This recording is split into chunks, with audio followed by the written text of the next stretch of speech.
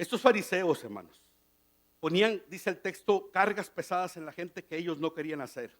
Por ejemplo, ellos predicaban de ayudar a los pobres, pero ellos nunca ayudaban a los pobres.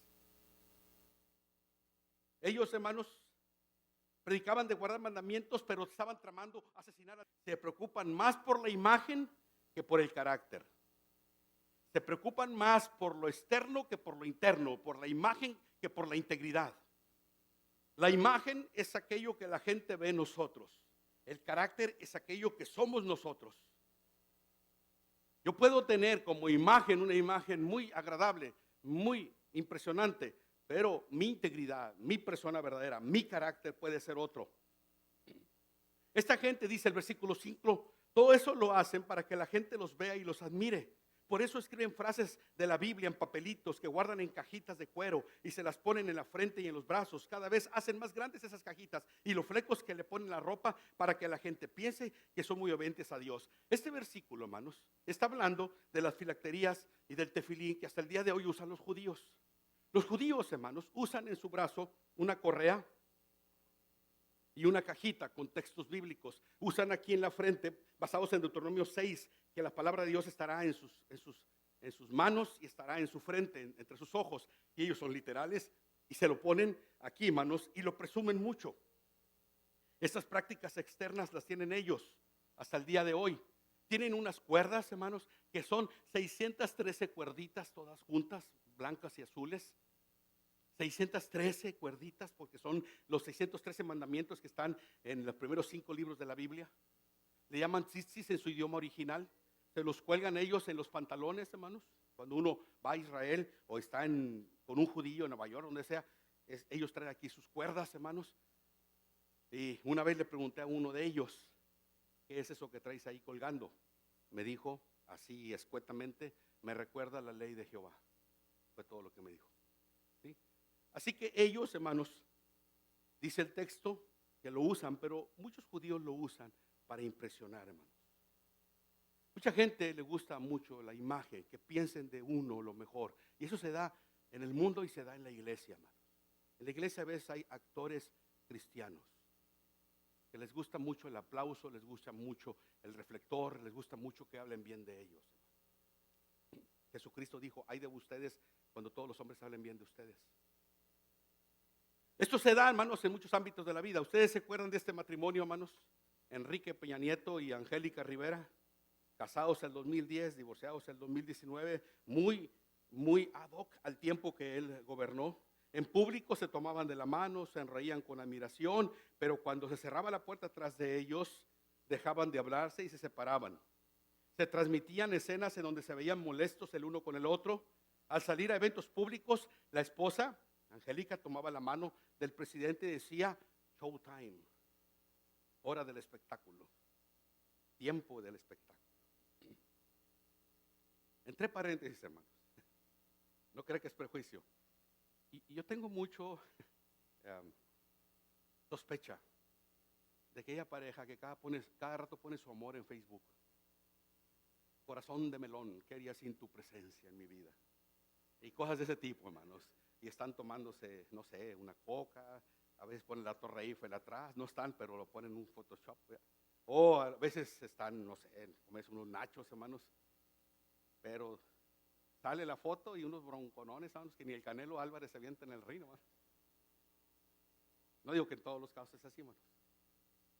Pero dime de qué presumes y te diré de qué careces. Segunda de Octavio 4:5, hermanos. Los hipócritas pueden dar un espectáculo impresionante, de religión cuando creen que la multitud les está mirando. Les preocupa mucho por lo que la gente piensa, más que por lo que Dios desea. No les importa lo que Dios quiere, les importa cómo la gente los ve. Por eso, hermanos, los que dependemos de la aprobación de la gente para nuestro sustento, bienestar, somos vulnerables a la hipocresía. Los predicadores somos vulnerables a la hipocresía, los políticos, los vendedores, porque el cliente siempre tiene la razón. Los periodistas y personas que se dedican a la comunicación pueden caer en la hipocresía para ganarse el favor de los demás. Los que practican, hermanos, la alabanza en las iglesias, luchan con dos cosas, hermanos. Luchan con el protagonismo y luchan contra la hipocresía. Personalmente me ha tocado a mí, hermanos. Una vez, hace muchos años en Sabinas, me invitaron a una junta de jóvenes. Estaban cantando como 2 horas, hermanos. Y me acuerdo que el líder de alabanza se enredaba en el ala de un ángel y se subía al cielo, hermano. Lo mirábamos en las escenas ahí haciendo un show. Pero qué decepción, hermanos. Me saltaban los muchachos bien cansados ya, después de 2 horas de alabanza. Era cuando estaba el proyecto AA, hermanos, de Marcos Witt. Alabanza y adoración en esa época, que eran 2 secciones que se tenían que cantar. Cuando me subo a predicar, ¿sabe qué hicieron los músicos, hermanos? ¿Sabe qué hicieron los músicos? Se fueron enfrente de la iglesia, estaba un estanquillo, hermanos. Se fueron a poner, yo los miraba desde el púlpito, se estaba predicando, hermanos. Y un ojo al gato y otro de garabato. Estaban echándose una coca, hermanos, ahí bien asoleados los músicos. La palabra de Dios les importó un cacahuate, hermanos. No era importante la palabra de Dios. Importante era su espectáculo de ellos. Así que, a veces, hermanos, en la iglesia se da ese contexto. Los que fueron creados por padres cristianos, a veces van a la iglesia para agradar a sus papás. A veces se hacen cosas para agradar a alguien. Pero, hermanos, no tenemos que pensar en agradar a nadie sino a Dios. La única persona que debe ser en nuestra audiencia a quien debemos agradar es de uno solo, y ese se llama Dios. La integridad la imagen es lo que la gente piensa que yo soy. La integridad es lo que yo soy. La integridad es algo externo. La imagen es algo externo, la integridad es algo interno. Es quién soy yo en verdad, hermanos. Tener una duplicidad de vida, es decir, vivir de una forma en la escuela para los jóvenes, otra en la casa, diferente, y otra en la iglesia, es un arte que aprenden de actuar. Venir a la iglesia y participar de la reunión, luego salir con los amigos y beber alcohol o fumar con los amigos, vapear, como dicen hoy en día. Esto es muy atractivo porque agradas en la casa a papá y a mamá, agradas al pastor en la iglesia y agradas a tus amigos en la escuela. No hay un corazón puro para Dios.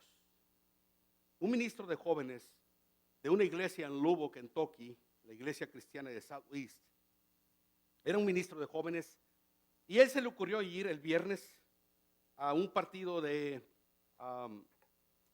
fútbol americano de la preparatoria. Él tenía a su cargo la edad de preparatoria en la iglesia, una iglesia muy grande. Y él quiso ir disfrazado de gorila. Dijo, voy a ir con los muchachos al partido de preparatoria de fútbol americano, pero voy a ir disfrazado de gorila. Y después, en el medio tiempo, me voy a quitar la cabeza del gorila y le voy a decir quién soy, ¿verdad? Para que se rían los muchachos. Dice, llegué vestido de gorila y empecé a hacer algunos ademanes. Dice él, ¿cuál fue mi tristeza y desaliento, hermanos? Que varios de los jóvenes que yo tenía, por buenos jóvenes y líderes entre los jóvenes, ¿sí?, usaban maldiciones, estaban tomando cerveza y eran muy lujuriosos en sus comentarios. Una de las muchachas, dice este líder de jóvenes, de las más líderes de mi grupo, me hizo un gesto obsceno con su mano. Dice, la idea mía de quitarme el disfraz, por lo menos la cabeza, y ver que yo era y que iba a hacer aplausos, se me quitó y salí bien apachurrado y con mis hombros caídos, con mi disfraz completo. Nunca esperé ver eso de los jóvenes de mi iglesia. No fue Juan de Dios el que me platicó esto. Al siguiente domingo, hermanos, por la mañana, este predicador, pastor de jóvenes, dijo, voy a hablar de la hipocresía y de la importancia de la consistencia en la vida, que lo que tú digas ser, que tú lo seas. Después de varios minutos de empezar su tema sobre la hipocresía, y los muchachos, ¿verdad?, pues vagando en sus pensamientos, sintiendo esos sermones de los predicadores que son muy abstractos y muy generales, no rascan donde pican ni llegan a ningún lugar. Empezaban a perder los muchachos, pero después de varios minutos, el predicador sacó de una bolsa negra de basura grande, sacó el disfraz de gorila y se los enseñó a ellos. Y les dijo, esto es la hipocresía, lo que yo vi el viernes en el juego de fútbol americano de la preparatoria. Se enteraron que había sido sorprendidos infragante. Pocos de ellos se disculparon con el predicador de jóvenes, pero la mayoría se enojó. La mayoría. porque dijeron, nos estás espiando, y eso es ilegal. Algunos dijeron, no tienes derecho de hacernos esto. Otros le dijeron, esto es deshonesto lo que hiciste. Hermanos, es sorprendente que no solamente se desarrolla el papel de hipócrita, sino se molesta cuando se es descubierta la persona. Siguiente, hermanos. Los hipócritas, versículo 6 y 7. Los hipócritas se enorgullecen de los símbolos de estatus. Dice el pasaje del Señor Jesucristo, cuando van a la sinagoga o asisten a fiestas judías, les encanta que los traten como si fueran los más importantes. Les gusta que la gente los salude en el mercado con gran respeto y que los llame maestros. Yo sé que a todos nos gusta un buen asiento. Cuando voy al cine, me ponen una pantalla en donde me dicen cuáles son los asientos disponibles. Siempre queremos estar en el mejor asiento. Cuando vamos a ver un partido de pelota, X, nos gusta estar lo más que se pueda, cerquita. No nos gusta estar allá muy lejos en las gradas, muy alto. En el templo nos gusta un lugar específico para estar sentados. Bueno, la naturaleza humana quiere los mejores asientos, pero los fariseos querían asientos para que la gente los admirara a ellos, para que los vieran en sus actuaciones que hacían en su adoración a Dios en las fiestas judías o en las sinagogas. Querían impresionar a los demás, hermanos. Querían que la más gente fuera impresionada con su vestuario. ¿Sí? He conocido iglesias, hermanos, que no tienen asignados asientos para gente VIP o muy importante de su iglesia. Es más, yo sé de una iglesia, hermanos, que los asientos más cómodos y los más apropiados son para los visitantes. Son para la gente que llega por primera vez.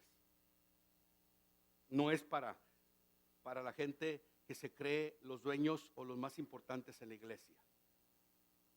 Porque a veces, hermanos, hay iglesias que crían ese ambiente de darle honra a cierta gente, de darle un honor a cierta gente. El honor es para el Señor Jesucristo, hermanos.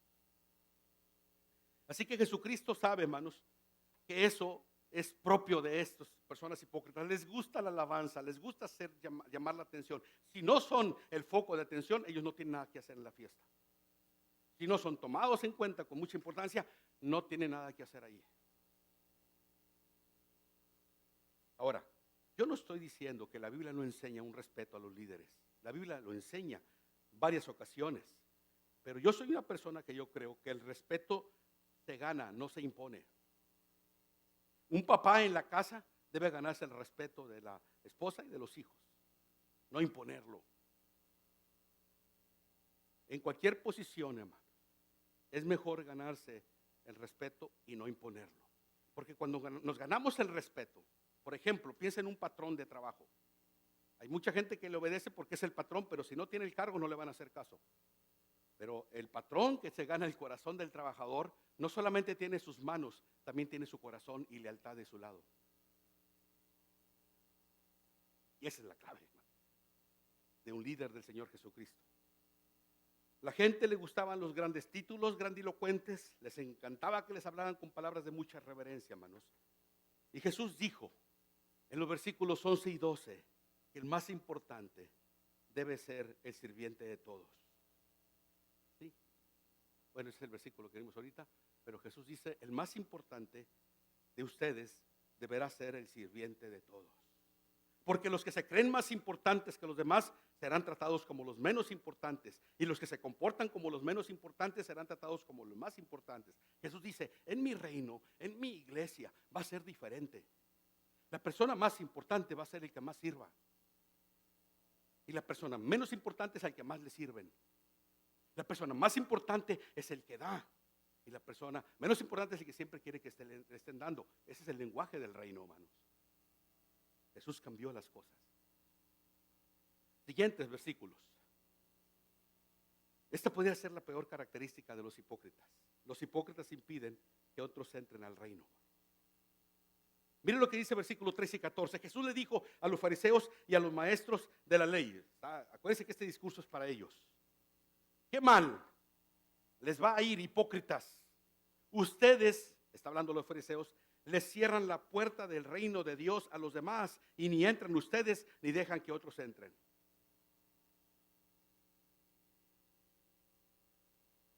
¿Cómo le voy a hablar yo de Cristo a una persona para que se acerque a Dios? Este es un caso real. Cuando ese hombre, su esposa lo dejó porque ella iba a una iglesia y lo dejó a él para irse a vivir con el predicador. ¿Cómo le voy a hablar de Cristo a ese hombre? Que su esposa se fue con el predicador de su iglesia. Estos versículos 13 al 26, hermanos, de Mateo 23, no tengo tiempo de ver todo el pasaje, pero son la denuncia más terrible y extensa del Nuevo Testamento. Alguien llamó a este pasaje los truenos de la ira de Cristo. Y en la versión Reina Valera, si usted lee del versículo 13 al 26, hay 7 ayes. Esta traducción del lenguaje actual no pone ay, que es una interjección de dolor. Pero en la Reina Valera hay 7 ayes. Ay de vosotros, hipócritas, fariseos. 7 veces lo repite Jesús, como diciendo, pobrecitos de ustedes. Philip Yancey, que es un autor cristiano, un maravilloso autor, habla mucho sobre el dolor, la tanatología, esas cosas. Escribe varios libros y uno se titula El Jesús que nunca conocí. Y dice en el capítulo 8, hermanos, una historia que cuando la leí me impresionó, hermanos. ¿Sí? Pero mire, hermanos, empezó diciendo esto en su capítulo. Él dice, estaba con un grupo de estudiantes en Chicago, un maestro de la Biblia, tiene un grupo de gente en Chicago. Y dice que estaban estudiando la vida de Cristo, los evangelios, y encontraron que entre más desagradable era la persona en el tiempo de Cristo, más despreciable, eran las personas que se sentían más cómodas venir con Jesús. Fíjese bien, hermanos, lo que estaban estudiando ellos en los evangelios. Vieron que las personas de peor calaña de la época de Cristo, los más despreciados por la sociedad y los de peor calaña, ellos se sentían muy cómodos venir con Jesús, acercarse a Jesús. Y mencionan varios ejemplos. Por ejemplo, está un despreciable samaritano, que de los 10 que sanó Jesús, el único que era samaritano, de los 10, que fue sanado 10, pero nomás uno era samaritano, es el único que regresa a darle gracias a Jesús. Y los samaritanos eran gente despreciada de esa época, nadie los quería. Un día, hermanos, Jesús iba a una ciudad llamada Jericó, y un hombre despreciado, jefe de los publicanos o jefe de los que cobran impuestos, llamado Zaqueo, hermanos, que nadie quería a Zaqueo, se fue a un árbol, se subió para ver a Jesús, y Jesús dijo, voy a ir a comer a tu casa, y él se sintió privilegiado. Gente despreciada se acerca con Jesús, gente que nadie quiere, hermanos, eran los que buscaban a Jesús. Un soldado oficial del ejército tirano de Herodes, un centurión que no se nos da su nombre en Mateo 8, también buscó a Jesús. Una mujer que había tenido 7 demonios, dice Marcos 16:9, María Magdalena, se acercó con Jesús. Y si seguimos leyendo, hay una lista grande de gente, mujeres de la vida galante, criminales de alto perfil, malhechores, hermanos, se acercaban con Jesús. Por el contrario, la gente de buena reputación, si leemos bien los evangelios, trataban a Jesús con frialdad y rechazo. Los fariseos eran hombres considerados muy religiosos y muy respetados en la religión. Ellos veían a Jesús como torpe y mundano.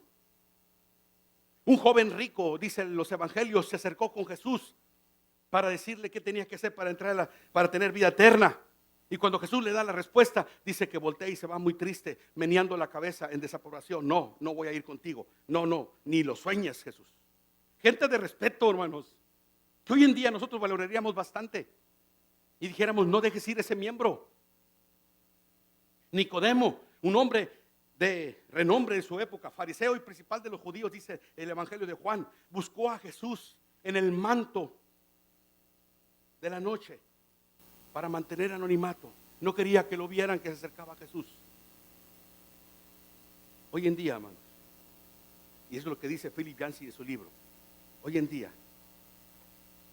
esta gente no se acerca a Dios, hermano. Y la pregunta que hace Philip Yancey, ¿Qué ha sucedido para que en la iglesia se haya cambiado el patrón? ¿Por qué Jesús atraía a gente de mala calaña y las iglesias los corren?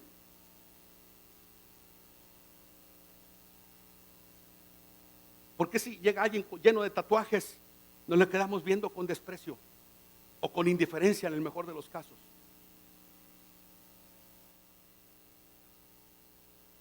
¿Por qué nos acerca gente?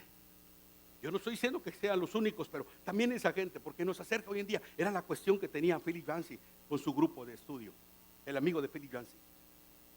Y luego termina esta sección, una historia que me asustó.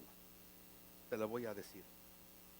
Un amigo de este predicador trabajaba en los barrios más pobres de Chicago y se le acercó una prostituta en condiciones horribles, sin techo, con muy mala salud, sin recursos ni siquiera para comprar una comida para su hijita de 2 años. Y esta prostituta se acercó con este cristiano, con los ojos llenos de lágrimas. Confesó esto: he estado alquilando a mi hija de 2 años. Dice, he estado alquilando a mi hija de 2 años para hombres que se interesan en perversiones sexuales, para poder mantener mi droga y darle de comer algo a mi niña.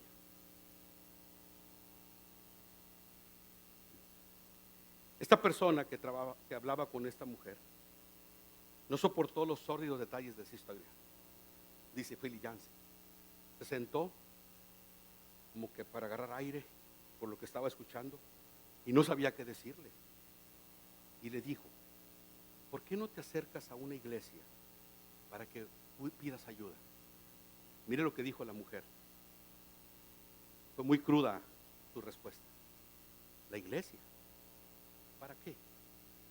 Me harían sentir peor de lo que ya me siento. La iglesia no es respuesta. Es algo que la iglesia se ha ganado, a pulso.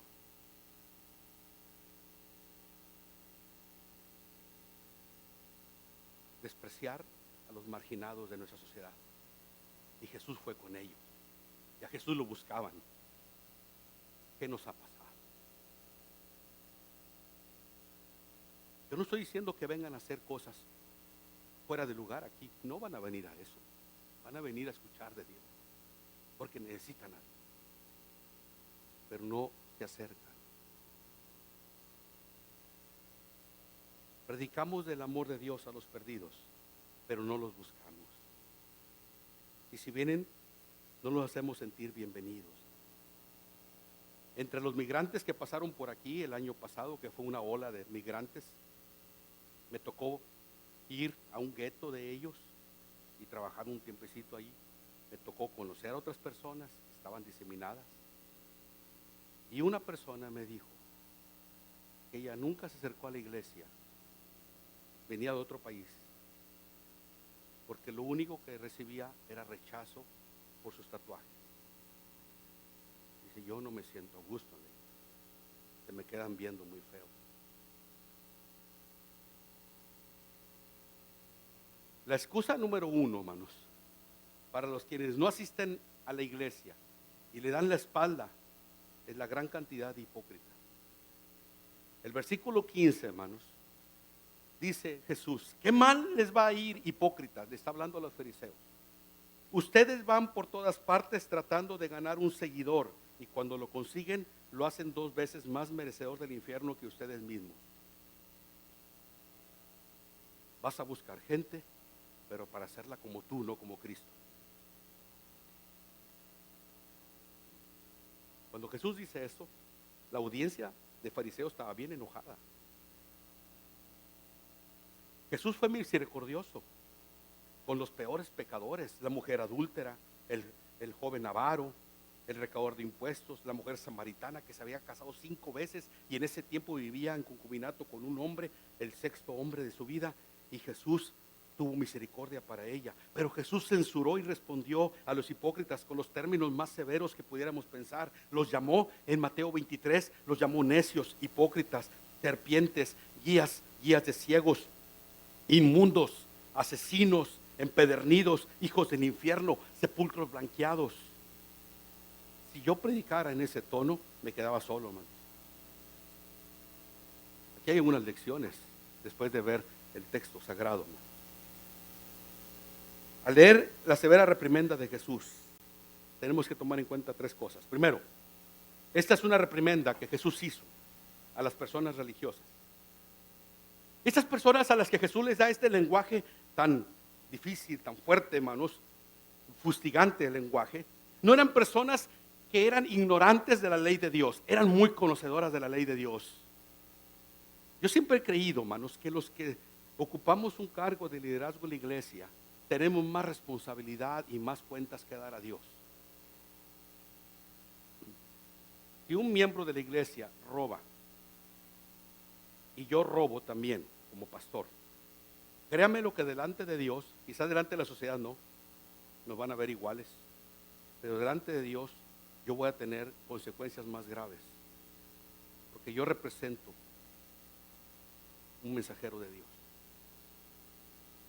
El mismo delito, pero Dios me va a castigar más fuerte a mí. Jesús se dirige a un grupo de líderes religiosos que conocen mucho la ley y que influían en otras personas para que hicieran lo que ellos les decían. Los rebajaban a su nivel. Se supone que los líderes tienen que levantar el estándar más alto, no bajarlo. ¿Sí? Segundo, este mensaje tan duro de Jesús, hermanos, es una advertencia de último minuto. Jesús está diciendo último minuto, última llamada para que se salvan. Si un hombre se está ahogando, hermanos, en una alberca, en un río, y va un socorrista, y es difícil agarrar a la persona porque en su desesperación y con la fuerza está dando golpes y está desesperado, no es fuera de lugar, hermanos, que el socorrista le meta un buen golpe, si es posible hasta desmayarlo, hermanos, con tal de sacarlo de ahí. Nadie va a ver ese golpe como un abuso, lo va a ver como un acto necesario para poder obtener la salvación de su vida, más allá del golpe que recibe. Y Jesús es lo que quiere hacer con esos hombres. Les habla en un lenguaje tan fuerte que es para que recapaciten en el error en que se encuentran. Tercer lugar, hermanos, Jesús sigue dando una última oportunidad a estas personas para arrepentirse y creer en el Evangelio. Va preparando el hermano Juan, por favor. ¿Sí? Jesús sigue dando una última oportunidad a estas personas para arrepentirse y creer en el Evangelio. Mire Jesús, hermano, lo que dice. Gente de Jerusalén, gente de Jerusalén. En la Reina Valera dice, Jerusalén, Jerusalén, que matas a los profetas y apedreas a los que te son enviados. Ustedes matan a los profetas y a los mensajeros que Dios les envía. Muchas veces quise protegerlos como protege la gallina a sus pollitos debajo de sus alas, pero ustedes no me dejaron. Jesús está diciéndoles, les hablo en este lenguaje porque quiero que salgan de esa hipocresía. Esa máscara que se han puesto no quieren dejarla a un lado. Háganla a un lado porque se van a condenar en el infierno. Jesús le duele en su corazón ver a esta gente líderes en esa condición y está triste y desilusionado como un padre trata con un hijo adolescente desobediente, hermanos, y se frustra el papá porque el hijo no quiere entender. Y a grandes males, grandes remedios. A veces hay que agarrar al hijo y meterlo a un nexo en contra de su voluntad para su propio bien.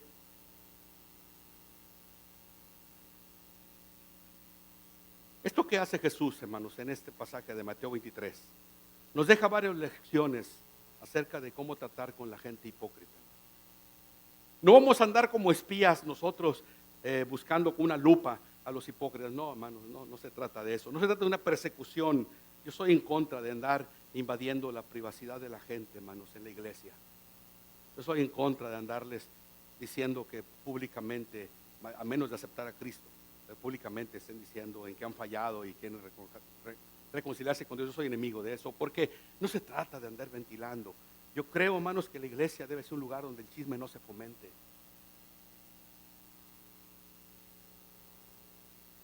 Pero esos pasos, hermanos, son modelos que Jesús nos deja. para poder tratar a las gentes hipócritas que nos rodean. Después de todo, en un momento de nuestra vida, en algún porcentaje, batallamos todos con la hipocresía, hermano.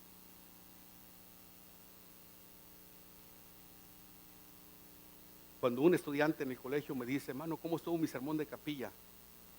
Digo, ¿le hago al hipócrita o no le hago al hipócrita? ¿Lo liquido o no lo liquido? Le digo, la corbata que usaste está muy bonita. ¿Dónde la compraste? Para no entrar en el tema, ¿verdad?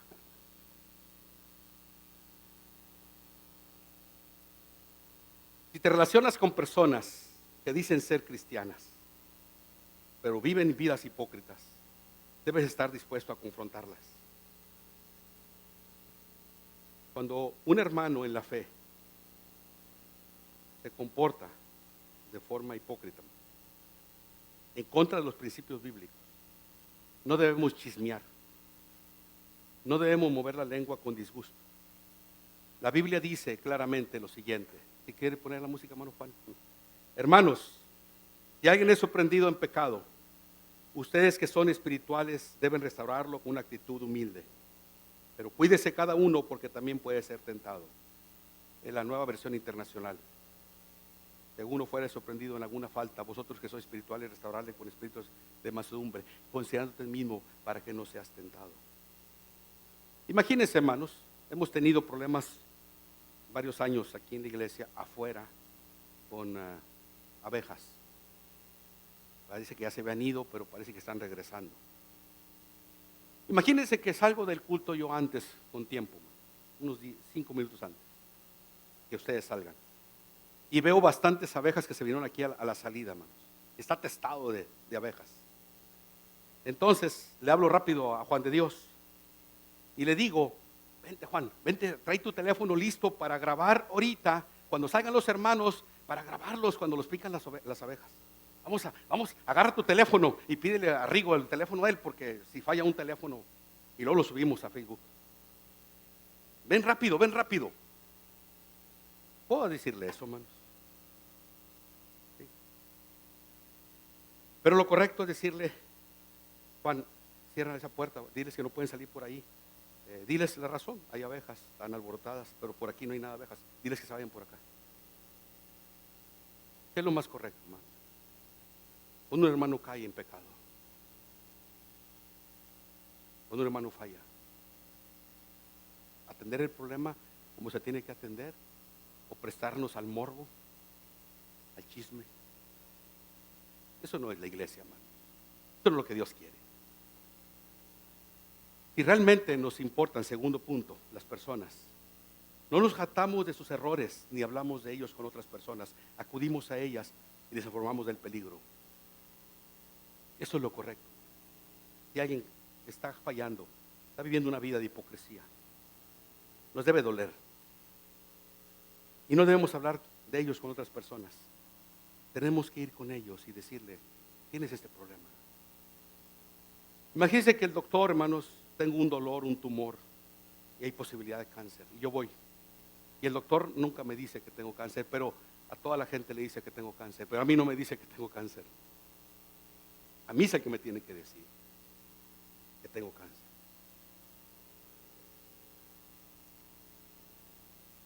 Yo sé, hermanos, que no es agradable decirle a una persona que tu vida no está bien con Dios. Lo primero es, ¿quién eres tú para decirme cómo vivir? ¿Tú te crees perfecto? Tú no eres perfecto. Tú también tienes defectos. ¿Tú me vas a decir a mí cómo vivir? ¿Tú te crees que tú no tienes fallas?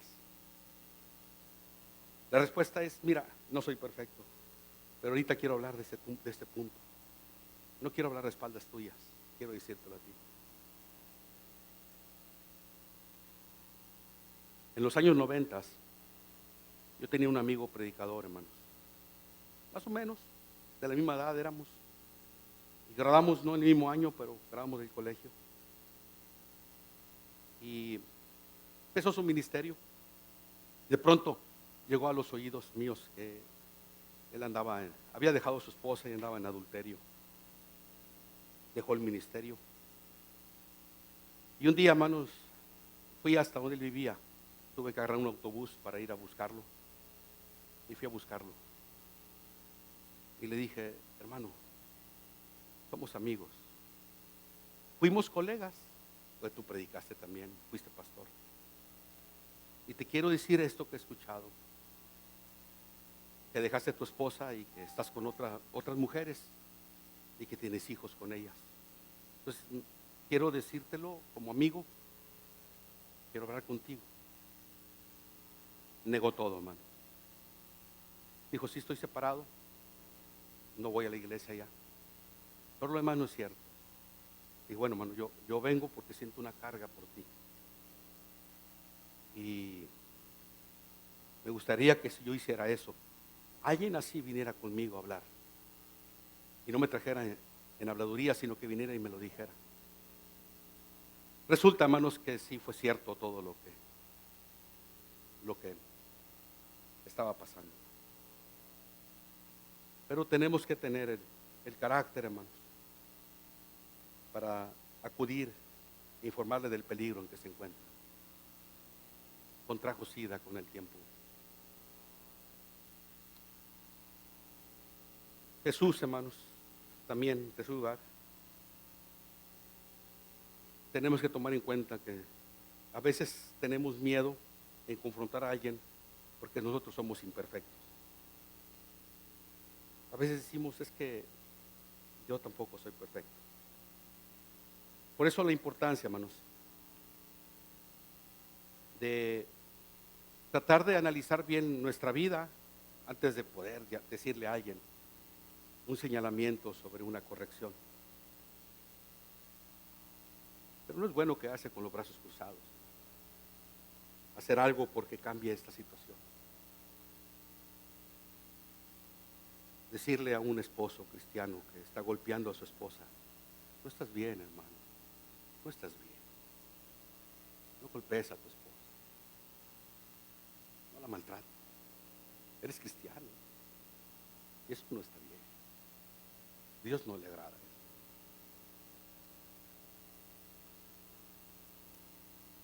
O querer hacer negocios deshonestos. Decir, hermano, no es correcto.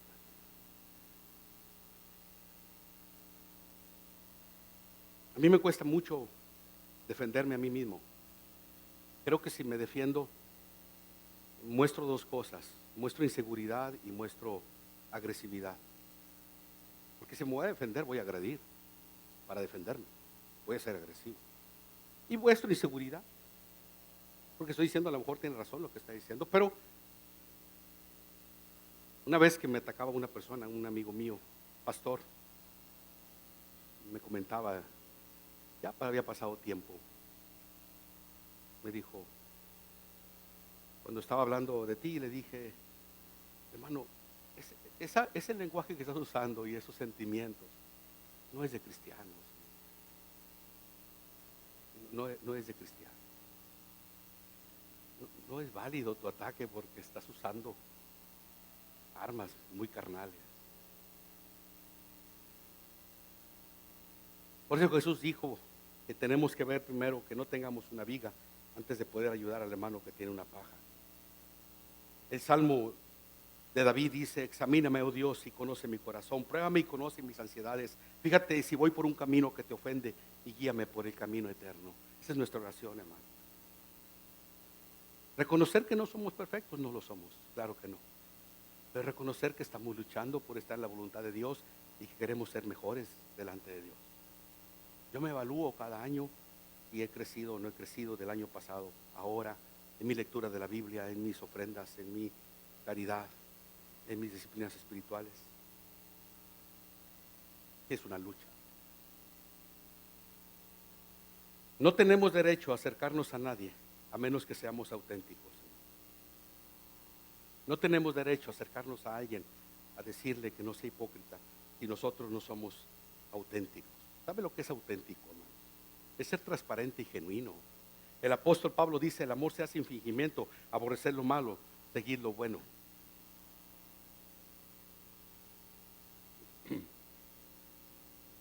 Sin máscaras, sin pretensiones, sin fingir, auténtico hasta la médula. Como predicador, espera gente que le deba complacer yo a la gente. Y tengo que luchar contra eso constantemente. En realidad mi trabajo es complacer a la gente. Ese es mi trabajo al que me mandó Dios. Yo no creo que es así. Pero sí creo que debo ser auténtico. Tengo que decirle, Dios mío, ayúdame a ser auténtico, no a fingir, no a ir por el mundo diciéndole a la gente, Dios te bendiga, porque eso es lo que esperan oír de mí. Tengo que ser sincero que cuando le digo a una persona, voy a orar por ti, es que voy a orar por ella. Y no nada más se lo voy a decir para que se sienta bien. Alguien me dice, gracias pastor por orar por mi suegra. Aunque cree increíble, pero hay gente que me ha dicho eso. Se mejoró mi suegra. Necesito decir, estoy agradecido que tu suegra se haya recuperado, pero ¿sabes qué? Se me olvidó orar por tu suegra. Perdóname, no quiero ser hipócrita, no oré por ella. Creo que debo escribirlo para que no se me olvide. Termino con esto para hacer la invitación, hermanos. Mahatma Gandhi, él intentó ser cristiano, hermanos. Él creyó al leer los evangelios que la revolución que él pensaba hacer en su país, de evitar las castas y ese tipo de cosas, donde la gente se vieran como todos iguales, él pensó que en el cristianismo podía hacerlo. Pero él dice que la historia de él, la biografía dice que fue a un templo cristiano en la India y salió alguien a preguntarle su casta. Le dijo, mire, la gente como usted, de la casta usted, se reúne en tal iglesia, aquí no aceptamos gente de la casta de usted. Mahatma Gandhi se fue de ese lugar y dijo, bueno, parece que no es en el evangelio donde voy a luchar, la lucha social que yo quiero hacer. Lo tendré que hacer desde otra plataforma. Ese Mahatma Gandhi tiene una historia, hermanos, de felicidad. Dice una historia que un día, una revista Health, ahí lo leí, Salud, dice que un día una mamá trajo a su niño, porque era un hombre ya respetado y alguna gente lo respetaba mucho, y le dijo, la mamá delante del niño trajo a su niño ante Mahatma Gandhi, le dice, Mahatma, quiero que le diga a mi hijo que ya no coma azúcar porque el azúcar le hace daño. Y Mahatma Gandhi no le dijo nada al niño, le dijo a la mamá, váyase y regrese en 3 días a verme otra vez. Ella se sorprendió, dijo, no sé por qué no me dijo. Le dijo algo a mi hijo, no sé si va a preparar algún escrito o dárselo a mi hijo. Bueno, regresó en 3 días la mamá. Le digo, Mahatma Gandhi, regresamos después de 3 días, como usted me dijo. Dijo, sí. Le dice al niño, niño, no comas azúcar porque te hace daño. Y la mamá le dice a Mahatma Gandhi, ¿por qué hace 3 días no le dijo eso que le está diciendo ahorita? ¿Por qué me hizo venir 3 días después? No es el seguro social, hermano, no. Le dijo, es que hace 3 días yo comía azúcar. Tengo 3 días que no como azúcar. Yo no voy a dar un consejo que yo no hago. Eso es auténtico, hermanos. Y yo quiero invitarles a recibir a Jesucristo en su corazón y que su vida cambie. Yo quiero invitarles, hermanos, a las personas que no han recibido a Cristo en su corazón, que aproveche este momento, hermanos, para entregar su vida al Señor Jesucristo. En este 27 de julio, ¿alguien quiere aceptar a Cristo? Levante su mano. Adelante, Emma. Felicidades, Emma. ¿Alguien más, hermanos, quiere aceptar a Jesucristo?